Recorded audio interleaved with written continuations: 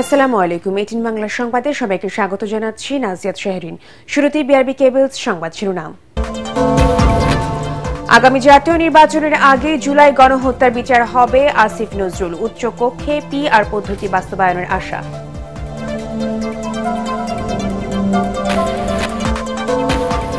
জরুরি অবস্থা জারির বিধান সংশোধন এবং রাজনৈতিক উদ্দেশ্যে ব্যবহার না করার বিষয়ে একমত দলগুলো, চাপিয়ে দিয়ে নয়, আলোচনার মাধ্যমে সমাধান, ডক্টর আলী রিয়াজ।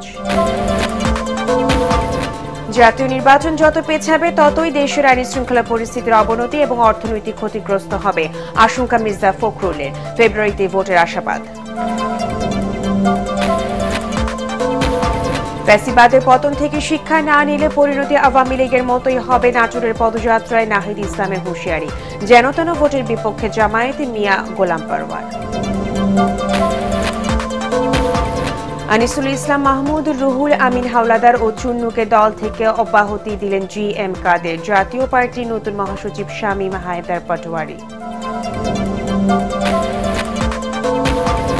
এবং জুলাই আন্দোলনে মানবতা বিরোধী অপরাধের মামলায় সাবেক প্রধানমন্ত্রী শেখ হাসিনা সহ 3 জনের বিরুদ্ধে অভিযোগ গঠনের শুনানি শেষ, 10 জুলাই আদেশ। শুনছিলেন বিআরবি কেবলস সংবাদ শিরোনাম, এবারে বিস্তারিত। আগামী জাতীয় নির্বাচনের আগেই জুলাই গণহত্যার বিচার শেষ হবে বলে জানিয়েছেন আইন উপদেষ্টা আসিফ নজরুল। একই সাথে নির্বাচনে উচ্চ কক্ষে পিআর পদ্ধতি হওয়ার ব্যাপারে আশাবাদ ব্যক্ত করেন তিনি। বিকেলে রাজধানীতে তথ্যচিত্র শ্রাবণ বিদ্রোহের প্রিমিয়ার শোতে এসব কথা বলেন আইন উপদেষ্টা। আরো জানাচ্ছেন মুশফিকুর রহমান। জুলাই গণ অভ্যুত্থানের স্মৃতিকে সংরক্ষণ করা সহ ভবিষ্যৎ প্রজন্মের কাছে তুলে ধরতে জাতীয় জাদুঘরে জুলাই গণ অভ্যুত্থানের তথ্যচিত্র শ্রাবণ বিদ্রোহ প্রদর্শন করে তথ্য ও সম্প্রচার মন্ত্রণালয়। এতে জুলাই আন্দোলনের বিচার পুরো গতিতে চলছে বলে জানান আইন উপদেষ্টা। এ সময় আগামী নির্বাচন ইতিহাসের সেরা নির্বাচন হবে বলে আশা প্রকাশ করেন তিনি। ফলে আমরা সর্বোচ্চ মানের শ্রেষ্ঠ একটা বিচার করতে চাচ্ছি এবং আপনারা নিশ্চিত থাকেন, আপনাদের হতাশ হওয়ার কোনো কারণ নাই। আজকে আমাদের শহীদ পরিবার যেটা বলেছে, আমি নিশ্চিতভাবে বিশ্বাস করি নির্বাচনের আগে অবশ্যই বিচার হবে। সরকারের যে প্রধান থাকবেন তার মেয়াদ হবে 10 বছরের। তারপরে আমরা উচ্চ কক্ষ নিয়ে আলোচনা করছি, পিআর হয়ে যাবে আমি দৃঢ়ভাবে বিশ্বাস করি। অনুষ্ঠানে গণ অভ্যুত্থানের চেতনা বাস্তবায়নে সরকার ও রাজনৈতিক দলের ভূমিকা নিয়ে হতাশ হওয়ার পরিবর্তে আশাবাদী হওয়ার তাগিদ দেন উপদেষ্টারা। সমস্ত জায়গায় মতের পার্থক্য থাকতে পারে, কিন্তু মূল একটা জায়গায় ঠিক থাকতে হবে যে আমরা অন্যায়কে মেনে নেব না, আমরা কখনোই মানবাধিকার লঙ্ঘন ঘটতে দিব না, আমরা ফ্যাসিবাদের পুনরুত্থান যেন না হয় তা নিশ্চিত করব। বাংলাদেশে এখন যেই সংকটময় পরিস্থিতিটা আছে সেটা হচ্ছে বাংলাদেশে রাজনৈতিক দলগুলোর মধ্যে এক ধরনের বোঝাপড়া চলতেছে যে আসলে কি ধরনের রাষ্ট্র আমাদের দরকার। অনেক অগ্রগতি আছে, কিন্তু সাথে সাথে আমাদের অনেক হতাশাও আছে। এ সময় জুলাই চেতনা কখনো বেহাত হবে না বলেও আশাবাদ ব্যক্ত করেন তারা। মুশফিকুর রহমান, ATN বাংলা, ঢাকা। জরুরি অবস্থা জারির বিধান সংশোধনে এবং রাজনৈতিকভাবে তা ব্যবহার না করতে একমত পোষণ করেছে রাজনৈতিক দলগুলো। রাজধানী ফরেন সার্ভিস একাডেমিতে রাজনৈতিক দলের সাথে বৈঠক শেষে সাংবাদিকদের একথা জানান জাতীয় ঐকমত্য কমিশনের সহ সভাপতি আলী রিয়াজ। তিনি জানান, উপজেলা পর্যায়ে অধস্তন আদালতের সম্প্রসারণ এর প্রস্তাবেও একমত পোষণ করেছে সব রাজনৈতিক দল। মনির হোসেন তপুর রিপোর্ট। রাজনৈতিক দলগুলোর সঙ্গে জাতীয় ঐকমত্য কমিশনের দ্বিতীয় ধাপের 10ম দিনের বৈঠক অনুষ্ঠিত হয়েছে। 3টি বিষয়ে আলোচনার কথা থাকলেও সময়ের কারণে নারী প্রতিনিধিত্ব নিয়ে আলোচনা করা সম্ভব হয়নি। জরুরি অবস্থা কোনো অবস্থাতেই কোনো পরিস্থিতিতেই রাজনৈতিকভাবে ব্যবহৃত না হয় সেটা নিশ্চিত করার বিষয়ে ঐকমত্য হয়েছে। রাজনৈতিক দলের প্রতিনিধিরা জানিয়েছেন, জরুরি অবস্থা যাতে কোনোভাবে রাজনৈতিক উদ্দেশ্য হাসিলের জন্য ব্যবহার না হয়। একটা যদি সংসদীয় কমিটি থাকে, এই সংসদীয় কমিটির মধ্যে সরকার থাকবে, বিরোধী দল থাকবে, তাহলে এখানে ব্যালেন্স অফ পাওয়ার থাকবে। রাজনৈতিক কারণে এখানে জরুরি অবস্থা ঘোষণার সুযোগটা হয়তো বা হবে না। আমরা আমাদের দেশের অভিজ্ঞতায় দেখেছি এটাকে রাজনৈতিকভাবে হাতিয়ার হিসেবে ব্যবহার করা হয়েছে, সেটা বন্ধ করতে হবে।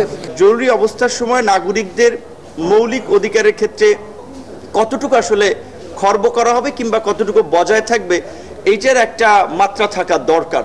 জরুরি অবস্থার বিধানের পরিবর্তন ও সংশোধনের বিষয়ে বিস্তারিত আলোচনা সংসদে হওয়া উচিত বলে জানিয়েছেন বিএনপির স্থায়ী কমিটির সদস্য সালাউদ্দিন আহমেদ। তবে সংসদ নয়, বর্তমান সরকারের অধীনেই সব সংস্কার করার দাবি জানিয়েছে এনসিপি।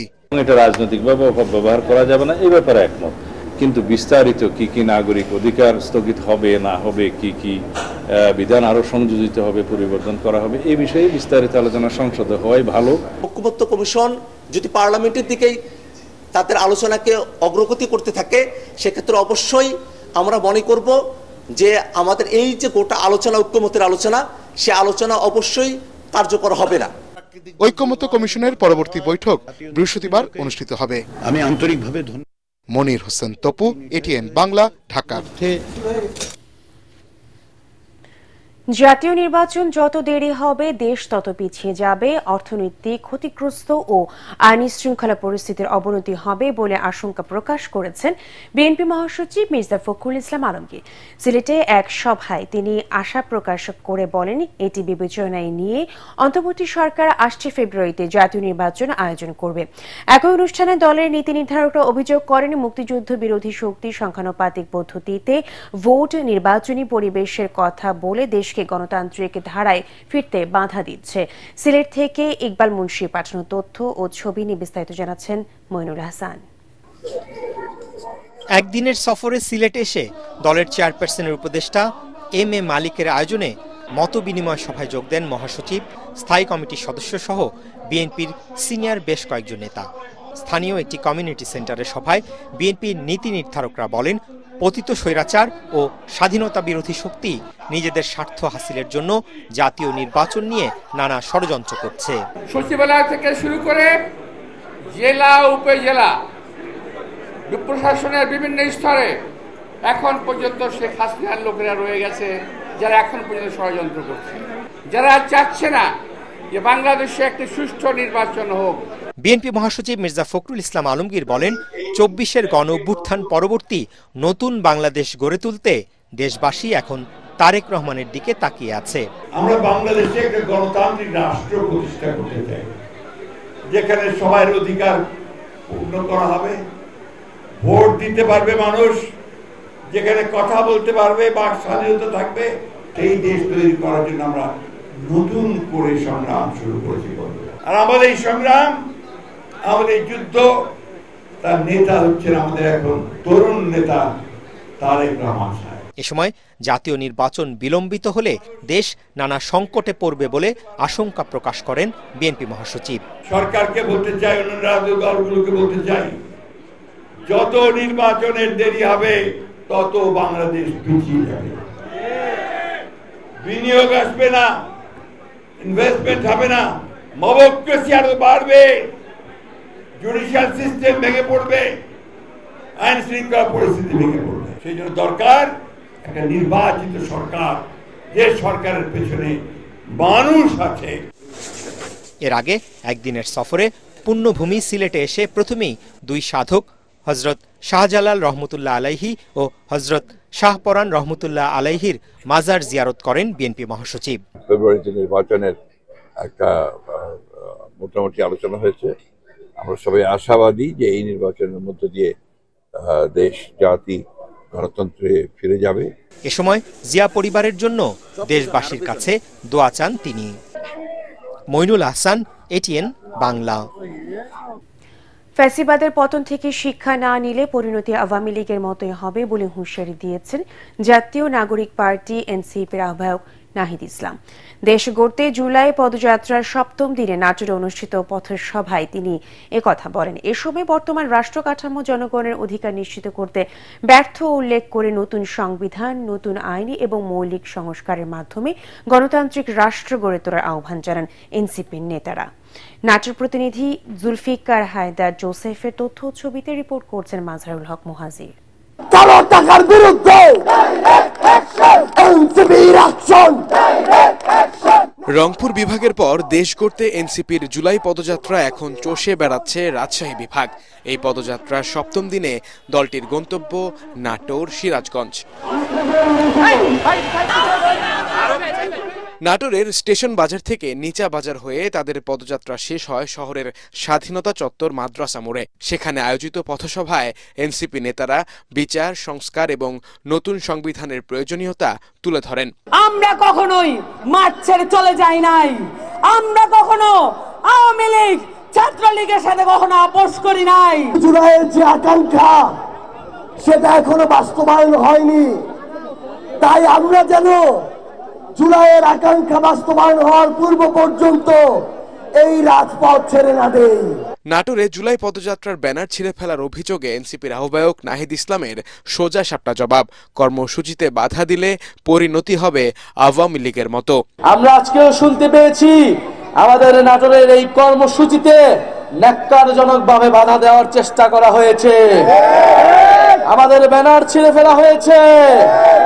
হুঁশিয়ারি দিতে চাই, মাত্র 1 বছর আগের ঘটনা। এই ব্যানার ছিঁড়ে কর্মসূচিতে বাধা দিয়ে যারা ক্ষমতায় দীর্ঘায়িত হতে চেয়েছিল তারা আজকে বাংলাদেশে তাদের ঠাঁই হয় না। যদি এখনো শিক্ষা না নেই তবে তাদের পরিণতিও সেই দিকেই যাবে। আগামী 3 আগস্ট কেন্দ্রীয় শহীদ মিনারে নতুন বাংলাদেশের রূপরেখা দেওয়া হবে বলেও জানান দলের আহ্বায়ক নাহিদ ইসলাম। যে সকল মানুষ শহীদ হয়েছিল তাদের সেই শহীদি মর্যাদা রাষ্ট্রকে দিতে হবে, সংবিধানের স্বীকৃতি থাকতে হবে। এর জন্য আমাদের প্রয়োজন জুলাই ঘোষণাপত্র এবং জুলাই সনদ। আমরা কোনো ধরনের টালবাহানা, কোনো ধরনের ষড়যন্ত্র মেনে নেব না। নাটোর থেকে এনসিপির গন্তব্য সিরাজগঞ্জ। এ সময় জেলার বাজার স্টেশনের মুক্তির সোপানে পথসভা করে এনসিপি। 8ম দিন হিসেবে মঙ্গলবার কুষ্টিয়া ও মেহেরপুরে যাবে তারা। মাহিনীদের হাতে যতদিন আছে দেশ, ততদিন নিরাপদে থাকবে বাংলাদেশ। মাসহারুল হক মুহাজির, এটিএন বাংলা। মৃত্যু ভয়কে উপেক্ষা করে আন্দোলনে নেমেছিল যে সকল ছাত্র, তাদের একজন চট্টগ্রামের শহীদ ওমর নুরুল আবসার। স্বপ্ন দেখেছিল বৈষম্যহীন এক সমাজে, কিন্তু 5 আগস্ট উত্তরার আনন্দ মিছিল করার সময় একটি বুলেট তার সব স্বপ্ন চুরমার করে দেয়। ন্যায্য দাবি আদায়ে এমন মৃত্যু কোনোভাবেই মানতে পারছে না তার পরিবার। চট্টগ্রাম থেকে আরো জানাচ্ছেন সৈয়দ তামিম মাহমুদ। এই মুহূর্তে যেমন আমার ছেলে একটু খাবার পছন্দ করত, যেমন কুরবানির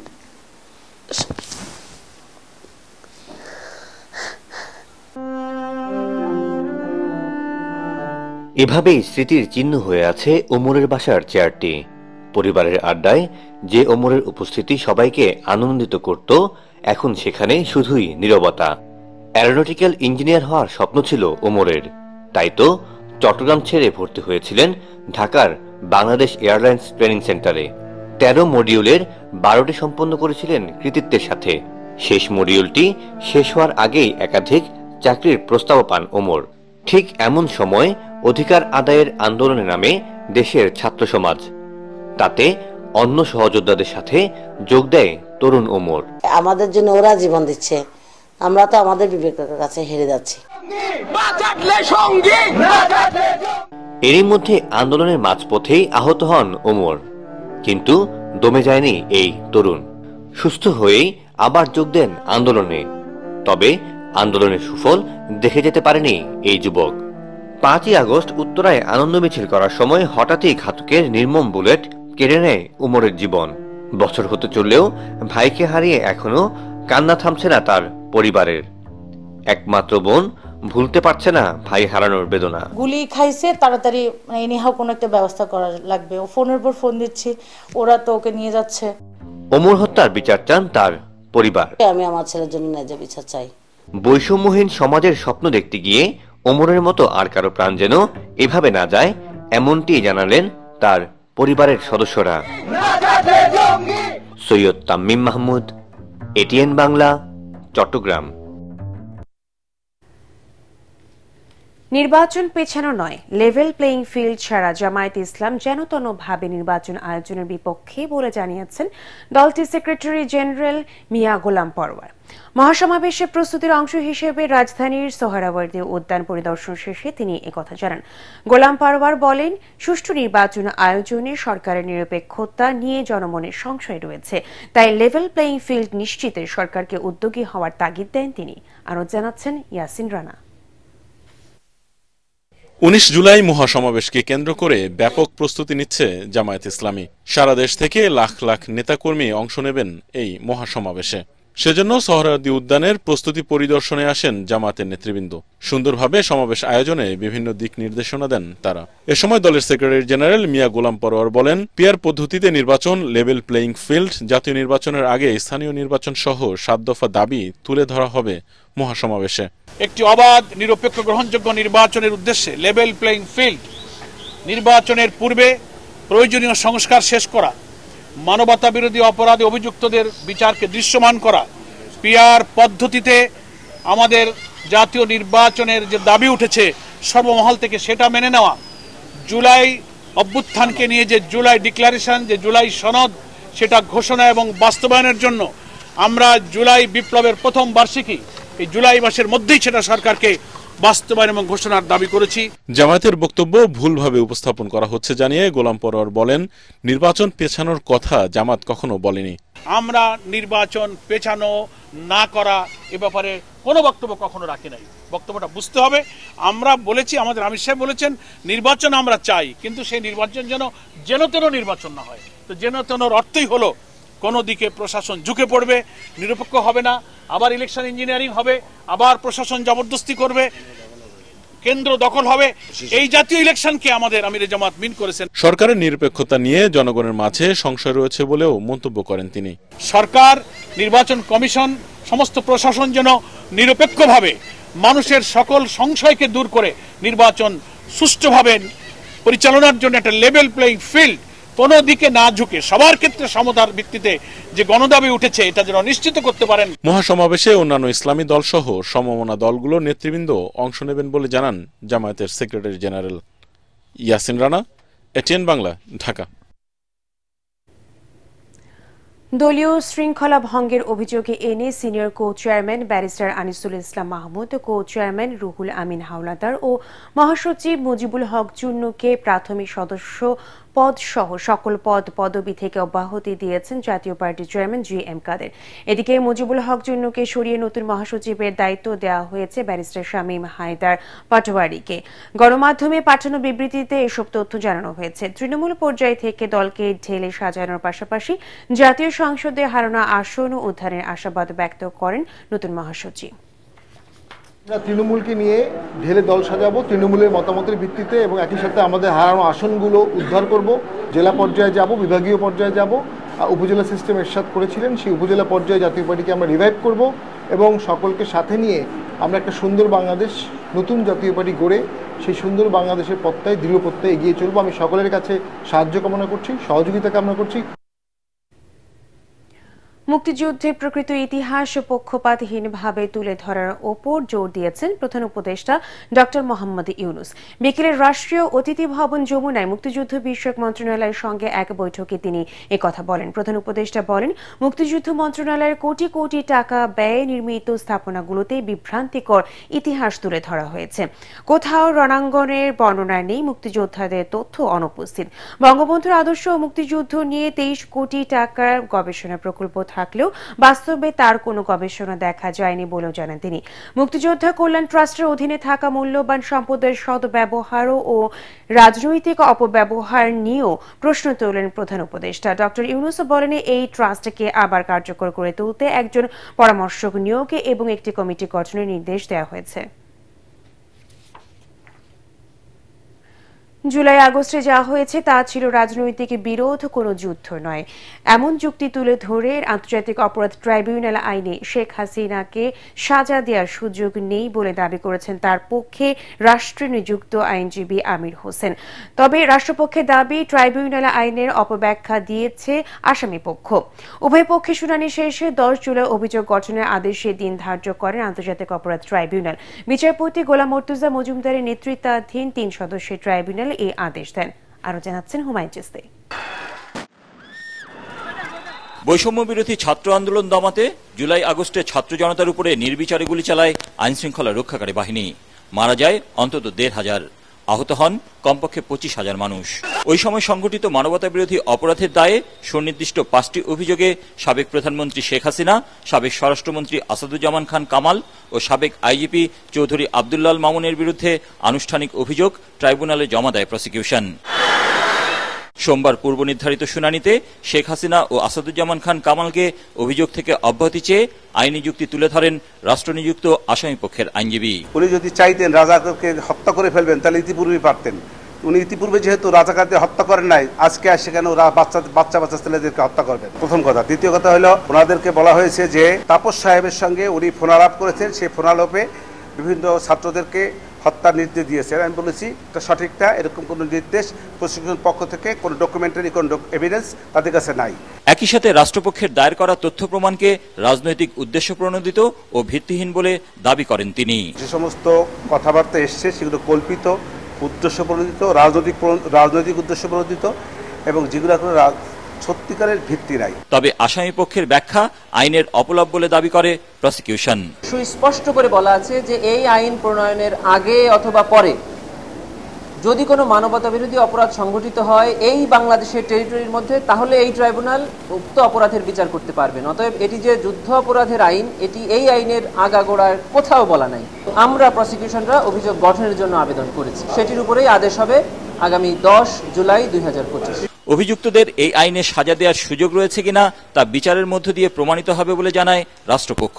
এটি সত্য কি মিথ্যা এটি নিরূপণের সময় চার্জ হিয়ারিং নয়। চার্জ হিয়ারিং হলো কোনো আইনগত সুস্পষ্ট ত্রুটি আছে কিনা।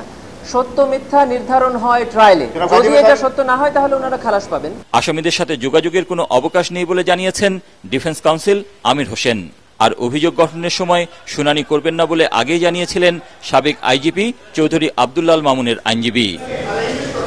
Humayun Chishti, ATN Bangla, Dhaka.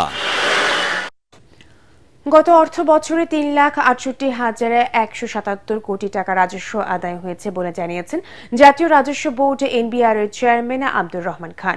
Dhaka customs house পরিদর্শন ও বিআর চালান ডিএম সফটওয়্যার উদ্বোধন করে তিনি জানান, 24 ঘণ্টা কাস্টমস অনলাইন সেবায় যাচ্ছে চট্টগ্রাম, মংলা, বেনাপোল বন্দর। এই সময় তিনি বলেন, সাম্প্রতিক আন্দোলনে অংশ নেওয়া কর্মকর্তারা দায়িত্বশীল আচরণ করলে ভয়ের কোনো কারণ নেই, তবে যারা সীমা লঙ্ঘন করেছে তাদের বিষয়টি ভিন্নভাবে দেখা হবে। শরফুল আলমের রিপোর্ট। 2024-25 অর্থ বছরের বাজেটের আকার ছিল 7,97,000 কোটি টাকা, যেখানে সম্পূরক বাজেটে রাজস্ব আদায়ের লক্ষ্যমাত্রা ধরা হয়েছিল 5,18,000 কোটি টাকা। সোমবার ঢাকা কাস্টমস হাউস পরিদর্শন এবং বিআর চালান ও ডিএম সফটওয়্যার উদ্বোধন করে জাতীয় রাজস্ব বোর্ডের চেয়ারম্যান জানান, অর্থবছর শেষে রাজস্ব আদায় হয়েছে 3,68,000 কোটি টাকারও বেশি।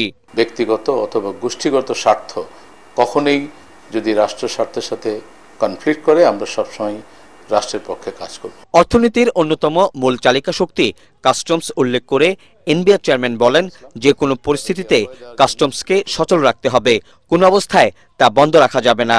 সাম্প্রতিক সময়ে জাতীয় রাজস্ব বোর্ডকে ভেঙে দিয়ে 2 ভাগে বিভক্ত করার প্রতিবাদে করা আন্দোলন নিয়েও কথা বলেন তিনি। কেউ কেউ হয়তো একটু না, অনেক বড় আকারেরই যেটা আমরা বলবো সীমা লঙ্ঘন করেছে, সেটা হয়তো ভিন্নভাবে দেখা হবে। তবে সাধারণভাবে আমার মনে হয় না যে কারো কোনো ভয়ের কোনো কারণ আছে। এত টার্মোলের মধ্যেও কিন্তু রেভিনিউ তারাই আদায় করেছে। ব্যবসায়ীরা যেন সব ধরনের রাজস্ব সুবিধা পায়, কর্মকর্তাদের সেই নির্দেশনা দেওয়া হয়েছে জানিয়ে এনবিআর চেয়ারম্যান বলেন, পুরোপুরি অনলাইন সেবায় যুক্ত হচ্ছে চট্টগ্রাম, মংলা, বেনাপোল বন্দর। সোমবার থেকেই এই কার্যক্রম শুরু হয়েছে। সপ্তাহখানেকের মধ্যেই শতভাগ কাজ শেষ হবে বলেও আশাবাদী এনবিআর।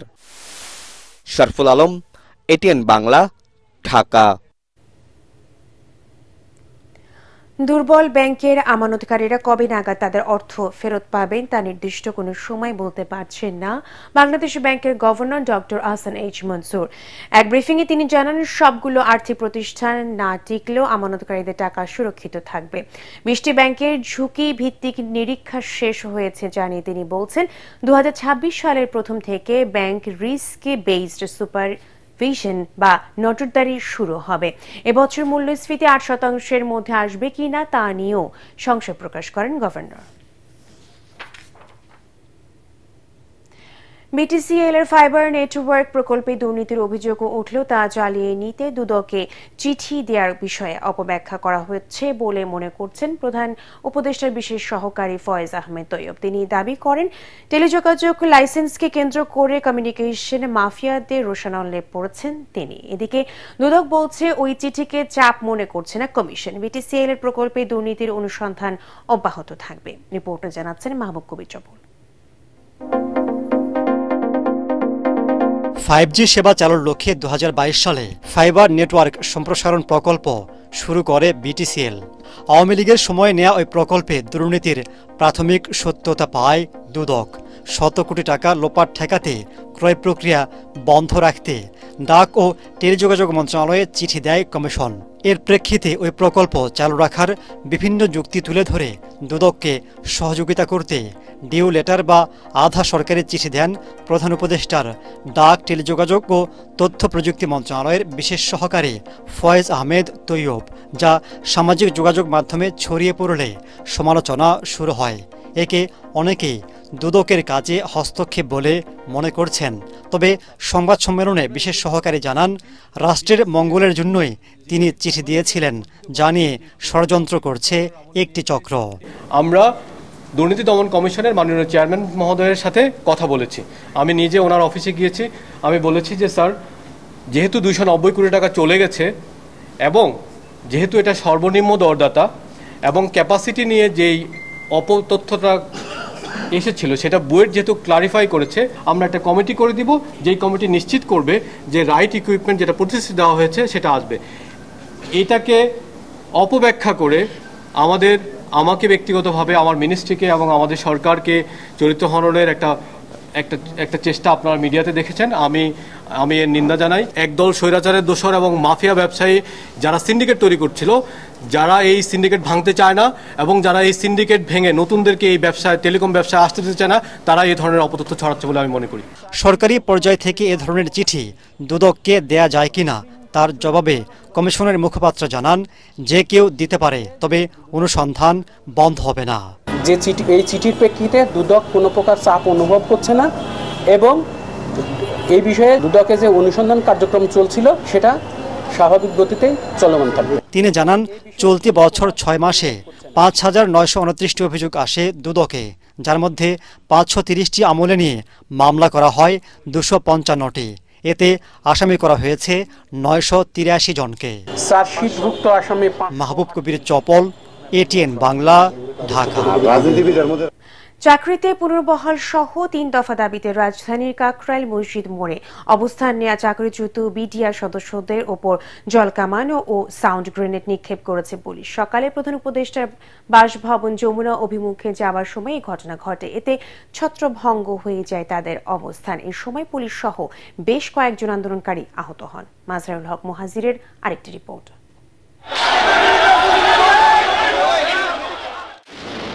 3 দফা দাবিতে রাজধানীর কাকরাইল মসজিদ মোড়ে অবস্থান নেয়া চাকরিচ্যুত বিডিআর সদস্যদের ছত্রভঙ্গ করতে এভাবেই জলকামান ও সাউন্ড গ্রেনেড নিক্ষেপ করে পুলিশ।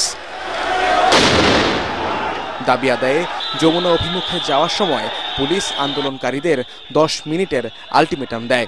আমরা 10 মিনিট সময় দেব, এই 10 মিনিটের পরে কিন্তু কাজ থাকলে সেটা অবৈধ হবে না। এরপর ছত্রভঙ্গ করতে টিয়ার গ্যাস ও দফায় দফায় জলকামানের পানি নিক্ষেপে উত্তপ্ত হয়ে ওঠে কাকরাইল এলাকা। পুলিশের বাধায় আন্দোলনকারীরা পিছু হটে মৎস্য ভবনের দিকে সরে যায়। এর আগে টানা 15 দিন ধরে শাহবাগে জাতীয় জাদুঘরের সামনে অবস্থান নেয় এই চাকরিচ্যুত বিডিআর ও তাদের পরিবারের সদস্যরা। শাহবাগ থেকেই যমুনা অভিমুখে যাত্রা শুরু করেন তারা। পরে কাকরাইল মোড়ে অবস্থান নেয় আন্দোলনকারীরা।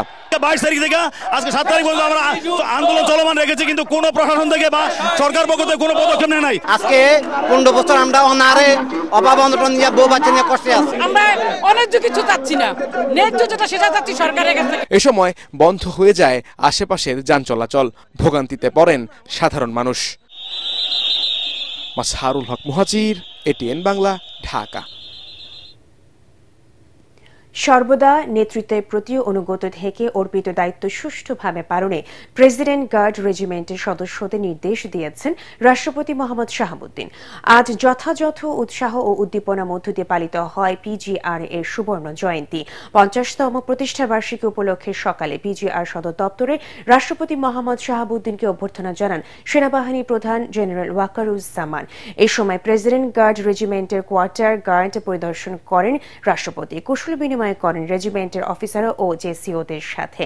পরে পিজিআর এর সকল পর্যায়ের অফিসার, জুনিয়র কমিশনড অফিসার সহ অন্যান্য পদবীর সদস্যদের উদ্দেশ্যে আয়োজিত দরবারে বক্তব্য রাখেন তিনি।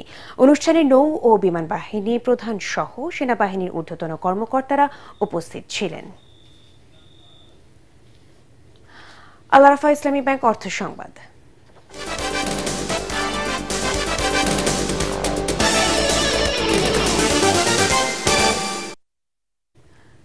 আগামী 6 মাসের জন্য চট্টগ্রাম বন্দরের নিউ মুরিং কন্টেইনার টার্মিনাল পরিচালনার দায়িত্ব পেয়ে কাজ শুরু করেছে চিটাগং ড্রাই ডক লিমিটেড। এর মধ্য দিয়ে অবসান হল তরফদার যুগে। বন্দরের নতুন এই উদ্যোগকে ঐতিহাসিক পরিবর্তন হিসেবে দেখছেন অংশীজনরা।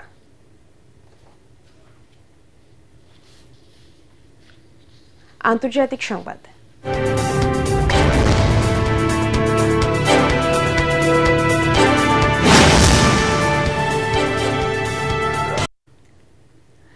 যুক্তরাষ্ট্রের টেক্সাসে টানা বৃষ্টিতে হঠাৎ বন্যায় অন্তত 78 জনের মৃত্যু হয়েছে। স্থানীয় সংবাদ মাধ্যম জানায় মাত্র 1 ঘন্টায় নদীর পানি বেড়ে যায় 26 ফুট পর্যন্ত। এর জেরে এমন ভয়াবহ প্রাণহানি ঘটনা ঘটে। বন্যায় হতাহতের সংখ্যা আরও অনেক বাড়তে পারে বলে শঙ্কা প্রকাশ করছে জরুরি বিভাগ। এরই মধ্যে এই অঞ্চলকে মেজর ডিজাস্টার জোন হিসেবে ঘোষণা করেছেন প্রেসিডেন্ট ট্রাম্প। ক্ষয়ক্ষতি ও প্রাণহানির জন্য স্থানীয়রা আগামী সতর্কতা না পাওয়ার অভিযোগ তুলেছেন। বিশ্লেষকরা বলছেন আবহাওয়া বিভাগ সময় মতন পূর্বাভাস দিতে ব্যর্থ হয়েছে, মূলত জনবল সংকটের কারণে। সরকারি ব্যয় কমাতে বিভিন্ন আবহাওয়া অফিসে ব্যাপক কর্মী ছাঁটাইয়ের ফলে পূর্বাভাস অবস্থায় ঘাটতি তৈরি হয়েছে বলেও জানান তারা। যদিও এই বিষয়ে মার্কিন প্রেসিডেন্টের দাবি এমন দুর্যোগ 100 বছরে একবার ঘটে, তাই একে আগে থেকে অনুমান করা সম্ভব নয়।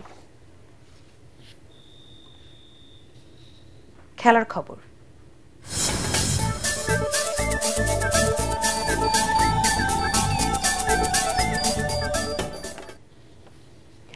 স্বাগতিক শ্রীলঙ্কাকে পরাজিত করে ওয়ানডে সিরিজ জয়ের লক্ষ্য বাংলাদেশের। আর তৃতীয় ও শেষ ওয়ানডে জিতে লঙ্কান সিংহরা চাইছে জয়ের ধারায় ফিরতে। 3 ম্যাচের সিরিজে 1-1 সমতা চলছে। পাল্লে খেলেতে সিরিজ নির্ধারণী দিবারাত্রির ম্যাচটি শুরু হবে বাংলাদেশ সময় মঙ্গলবার বিকেল 3টায়। পরাগার মানের রিপোর্ট। শ্রীলঙ্কার বিপক্ষে মঙ্গলবারের ম্যাচটি বাংলাদেশের জন্য শুধুমাত্র সিরিজ জয়ের মিশন নয়, তার চেয়ে বেশি র্যাঙ্কিংয়ে এগিয়ে যাওয়ার, সেই সঙ্গে আগামী বিশ্বকাপে সরাসরি খেলার লড়াইও। কারণ আইসিসি র্যাঙ্কিংয়ে শীর্ষ 8টি দল সরাসরি দক্ষিণ আফ্রিকা বিশ্বকাপে অংশ নেবে। পরের 6টি দল বাছাই পর্ব পেরিয়ে বিশ্বকাপে আসবে। মেহেদী হাসান মিরাজ বাহিনী নিশ্চয়ই বাছাই পর্বের ঝামেলায় যেতে চাইবেন না।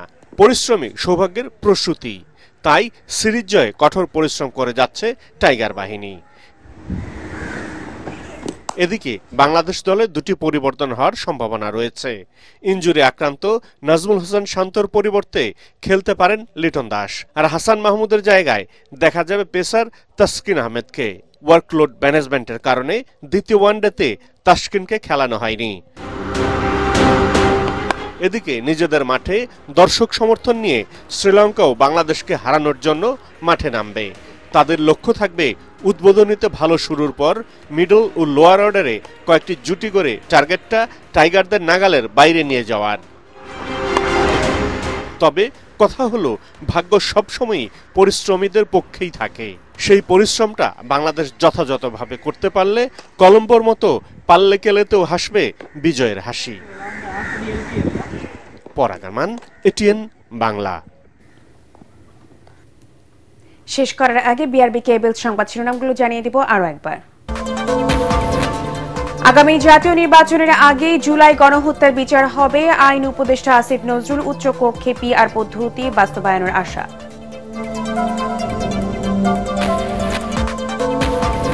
জরুরি অবস্থা জারির বিধান সংশোধন এবং রাজনৈতিক উদ্দেশ্যে ব্যবহার না করার বিষয়ে একমত দলগুলো, চাপিয়ে দিয়ে নয়, আলোচনার মাধ্যমে সমাধান ডক্টর আলী রিয়াজ।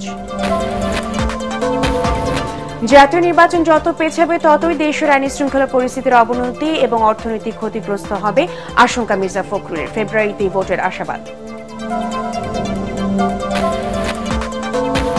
ফ্যাসিবাদের পতন থেকে শিক্ষা না নিলে পরিণতি আওয়ামী লীগের মতোই হবে, নাটোরের পদযাত্রায় নাহিদ ইসলামের হুঁশিয়ারি। যেনতেন ভোটের বিপক্ষে জামায়াত, মিয়া গোলাম পরওয়ার। আনিসুল ইসলাম মাহমুদ, রুহুল আমিন হাওলাদার ও চুন্নুকে দল থেকে অব্যাহতি দিলেন জি এম কাদের। জাতীয় পার্টির নতুন মহাসচিব শামীম হায়দার পাটোয়ারি। এবং জুলাই আন্দোলনে মানবতাবিরোধী অপরাধের মামলায় সাবেক প্রধানমন্ত্রী শেখ হাসিনার সহ 3 জনের বিরুদ্ধে অভিযোগ গঠনের শুনানি শেষ, 10 জুলাই আদেশ। পরবর্তী সংবাদ দেখার আমন্ত্রণ জানিয়ে এখনকার মতো শেষ করছি। এটিএন বাংলা সংবাদ ইউটিউবে দেখতে ব্রাউজ করুন youtube/18 বাংলা নিউজ। ধন্যবাদ সবাইকে।